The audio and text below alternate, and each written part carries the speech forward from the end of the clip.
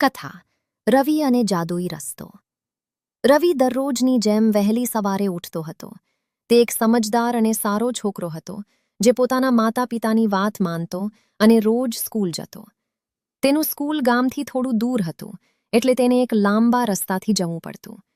રસ્તામાં ઝાડ, પક્ષીઓ અને એક નાનું જંગલ આવતું.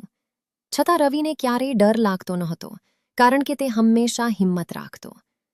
એક દિવસ જ્યારે રવિ સ્કૂલ જતો હતો, ત્યારે તેને લાગ્યું કે રસ્તો થોડો અલગ દેખાઈ રહ્યો છે.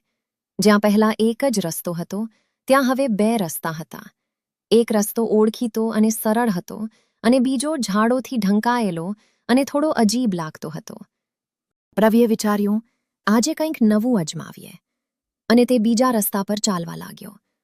થોડું આગળ જતાં તેને આસપાસ અજાણી અવાજો સાંભળવા મળ્યા. થોડા સમયમાં તેણે જોયું કે એક નાનું સસલું તેની સામે ઊભું છે. સસલું બોલ્યું, "રવિ, તું અહીં કેમ આવ્યો?" રવિ આશ્ચર્યમાં પડી ગયો. "તું બોલે છે કેવી રીતે?" સસલું હસ્યું અને બોલ્યું, "આ જાદુઈ રસ્તો છે. અહીં બધું જ અલગ છે." રવિને થોડો ડર લાગ્યો, પણ તેને હિંમત નહીં છોડી. તે આગળ વધતો રહ્યો. રસ્તામાં તેને એક બોલતું ઝાડ અને ચમકતી નદી જોવા મળી. ઝાડે કહ્યું, "જો તારે પાછું જવું હોય તો તારે એક સારું કામ કરવું પડશે." રવિએ પૂછ્યું, "કયું કામ?" એ જ સમયે તેણે જોયું કે એક નાનું પક્ષી ઝાડમાં ફસાયેલું હતું. રવિ તરત જ દોડી ગયો અને ધીમેથી ઝાડ ખોલીને પક્ષીને મુક્ત કર્યું.